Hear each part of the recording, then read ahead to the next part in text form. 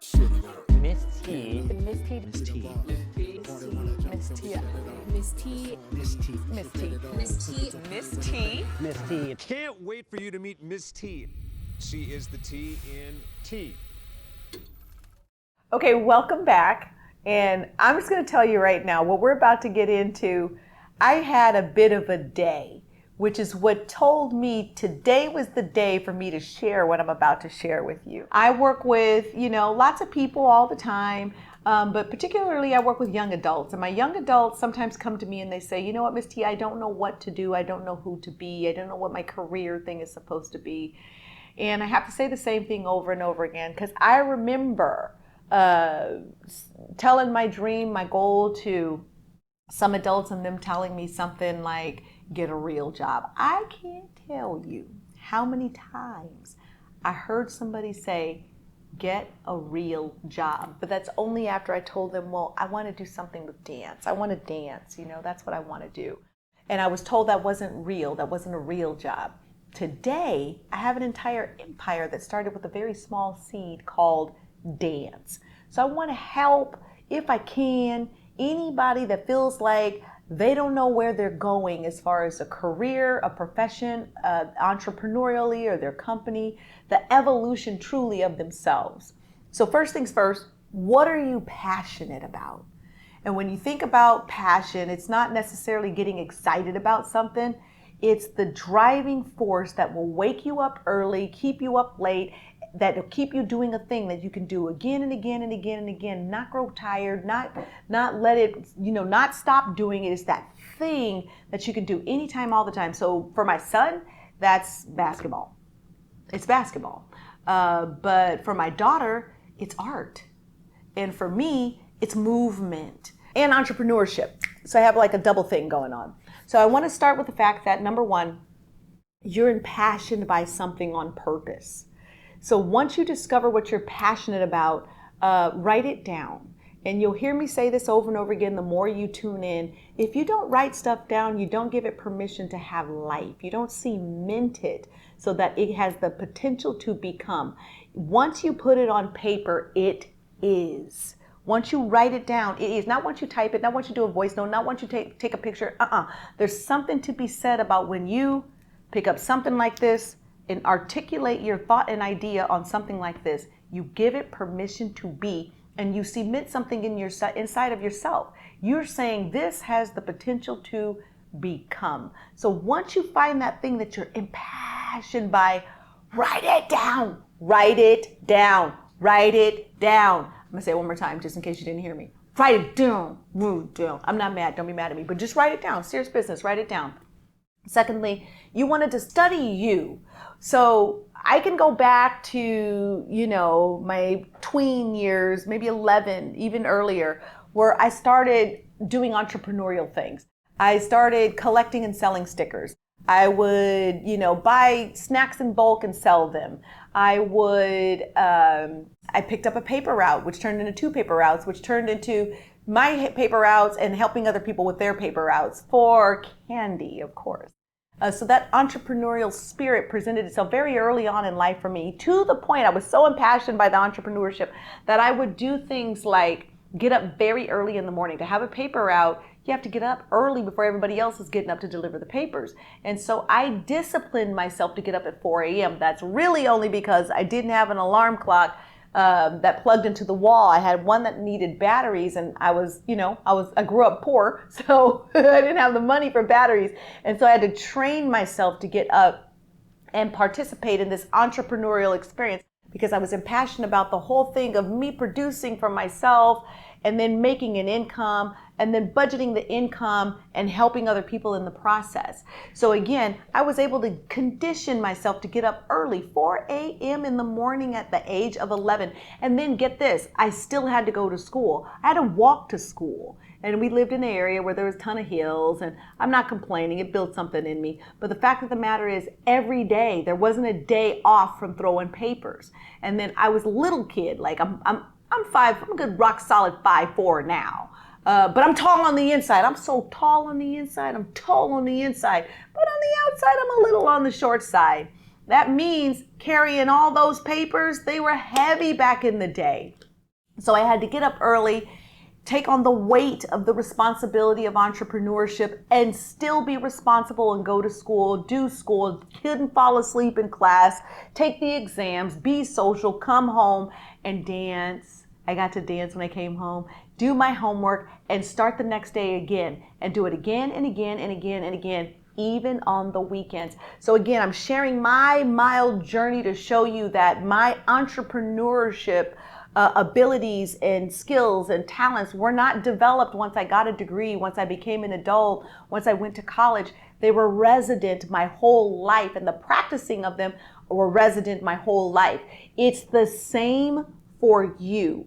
Whatever your it thing is, you do it all the time, whether it's hospitality, whether it's showing that you love someone by making them a meal. There are some people that are such remarkable love artists when it comes to making food that it blows my mind that they don't know the value of that gift and that talent and that skill set. But you can identify the thing that makes you feel alive because you do it again and again and again and again. So again, we're talking about what's my career? Where do I go? What do I make a profession out of? Who am I? How am I showing up in life? You're already doing it. That's the point. Can I just get to the bottom line real quick? You're already doing it. So number one, what are you impassioned by? Write that down. Number two, what's the thread that has been woven throughout your entire life? It's just something that you do. And the great thing about that something that you do is sometimes people discredit or disqualify the value of it because it's just something that they do. Not true. It's the thing that makes you you. And anything that makes you you can activate passion. And anything that activates passion can activate a career. It can get you a check. It can get you resources. It can get you recognition. So you got to start paying attention to yourself. The third thing is, and again, when doing this with my young people, it's a mild bit of challenge because they're still very adventurous and they're still trying things. They're in the trying phase. But when I'm working with adults, especially those that have been around the block once or twice or 7 times, I ask them a question. How much time do you spend with yourself?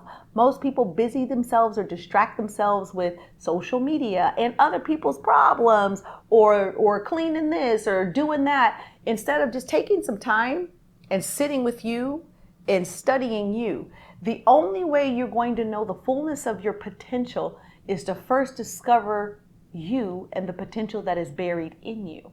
And I find that, when I sit with myself and I just do this with a notebook, the thoughts will come, the ideas will come, and then you'll notice that the same types of ideas come. And again, for me, the same types of ideas is when I see a thing, I think right away, well, I can make a business out of that, or someone can make money out of that. So that's how I learned, okay, T, you are heavy into entrepreneurship and business and industry and economy and using that collection of things to make a difference in people's lives. And the dance piece was just like the sprinkles on top of all of that. But really, truly, the ultimate goal is I want to be a world changer and I want to help people live better. And the thread of that has rippled throughout my life. But it wasn't until I got with myself and gave myself permission to look at me, not look at me from the lens of, oh, I have these problems, I need to fix this. You could look at your hips and think, oh my gosh, I need to get some lipo or something like that. Or you could look at your eyes and like, oh my goodness, I wish they were blue. But I don't mean look at yourself like that. Don't look through a critical lens. Look through okay, I have value in this. I'm successful in this. I'm strong in this. Even if it's little things, you like to dust. Okay, we can convert that into something. A career, an industry, we can convert science, study, we can convert that into something, but you can't do the conversion process if you don't first know who are you? What do you like? What don't you like? What makes you so frustrated every time you hear about it? What makes you laugh every time you experience? You've got to become a studier of you. And then once you do that, again, start profiling yourself. Once you profile yourself, then you'll know how to show up in industry. You'll also know how to show up in other people's lives. You'll also know how to help people show up in your life. You'll also know what kind of allies you need to start attracting that can help you on your pathway, help you with your goals. Because again, if you don't know who you are, and I teach this frequently, if you If you don't know who you are, you can't stand. And if you can't stand for something, you will fall for anything. And I watch people do this every day, getting on social media. Do you know how many people, no offense, because I think it's brilliant what this family has done, but do you know how many young people we work with today that try to look like a Kardashian or a Cardi B or a Megan Thee Stallion? It's remarkable to me how many lookalikes there are. You know why there's so many lookalikes? Because people don't know who they are. And until you discover who you are, you'll continue to be what society, what social media, what your parents, what your teachers, what they tell you you're supposed to be. And you may find yourself in situations and circumstances where you're not happy, where you're not growing, where you're not blossoming, where you're not taking a chance to fully become what you were created to become. And the only way you can do that is first find out who you are and then put yourself in relationship with people that can see who you are and will help you develop who you are. It's super key. And so again, once you start to discover these things about you, and they happen over time, they happen with consistency, they happen with you taking the time to be with you. And then in different situations, so I'll sit with a notebook and do some self-discovery, but I'll also do things that are uncomfortable for me. And most people avoid discomfort, but what discomfort will do is it'll show you you and it'll show you the people around you. So I intentionally take quantum leaps, huge risks, especially as it pertains to entrepreneurship, because it shows me what I'm made of, but it also shows me what others are made of. And then I'll know, okay, who I can be agile with in this business venture. And then I know who I got to put on the, on the sidelines because they can't handle the trajectory of the jump that we're about to take. But that only happens because I put myself in uncomfortable situations that cause me to discover, that cause me to challenge myself to do better or to dig deep into the potential that's already in me and pull something out and use it, which develops me. Okay, so here's the next thing, and I'm going to land with this, so listen very, very closely. Most people discover who they are in a season. They discover who they are for a reason. So for example, say, I know, the reason I'm upset T in this moment is because this person just did a bonehead stunt and it bothered me, and so I'm angry. But that's not the definition of who I am holistically and cemented in the foundation of who that's who I am for this reason. It's not who I am. Some people don't discover who they are at the core, which means things can rock you, things can move you. But I'm asking you to do something today. I'm asking you to consider, as you're doing your discovery for what impassions you, you're tracking the things that you've been carrying throughout your life, that you've been doing your whole life. You got to know that you can grow in a millisecond. You got to be current with who you are. Some people will go through a time like everybody went through COVID. And as a result of going through COVID, there's so many more people that are more conscious about washing their hands, covering their mouth when someone coughs or sneezes, the elbow thing. There's so many people that shape shifted as a result of COVID, but we went through something that transformed us into someone new. And most often people are not current with who they've become. And so they keep making decisions like who they used to be, and they're not current with who they've become, which requires them to make a completely different set of decisions for the positive outcomes of your life. So when I say you really got to know yourself, you really got to study yourself, you really got to pay attention to you, because you have patterns, you have things that you'll do again and again and again. Now, I'm not a huge fan of being selfish, and I don't do well with people that practice things like narcissism. That's not what I'm suggesting. I'm saying that if you know who you are, if you know what you like, if you know what you're impassioned by,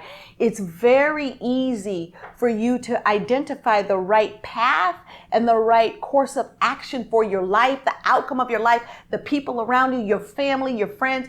But that doesn't happen as long as you're dull and numb and ignorant about who you are and the great potential you have inside of you. So you're going to have to learn to stay current, especially when you go through a monumental experience. Take a step back. So for example, I went from doing mobile programs in 2020 to doing virtual programs only, like everybody else during 2020. But I also became a national program in 2020 because I was doing virtual programs. So as a CEO and founder of an organization, I had to shift very quickly, and I had to start to identify myself as someone who makes digital content, where before we were in person everywhere doing everything all the time. Those are two completely different people that show up in spheres to do business. Virtual business is very different from in-person sales and service. Very different. So I had to rediscover who I'd already become. Now take a leap. Once you land on a Forbes list and you get all these different accolades that I've acquired personally, my company's acquired. And once you, for example, become a building owner, I own a series of buildings, 44,000 square feet. So not only am I the founder and CEO of an organization that's been in existence for 25 years, serving multiple communities across the country, I now have a headquarters that's really, really massive. So I've become a building owner. But if I'm still making decisions like I don't have a building, like I'm mobile in the community, like I'm only doing pop-ups here and there, I can make some decisions that don't work for the forward motion and the growth and the evolution of this 44,000 square feet. So I had to recognize the fact that you took a leap, you took a jump, you took a quantum leap that positioned you in a whole nother stratosphere. You better learn how to breathe, with no oxygen, because you just went high, sis. So these are things that I have to, really be intentional about coaching myself, coaching the people around me, because you can change in a millisecond depending on the experiences that you go to, depending on the uncomfortable situations you put yourself in, depending on the level of discovery that you find about yourself, about the thread that's rippling through your life, depending on how impassioned you are and how much permission you give yourself to grow in the things that you're impassioned by.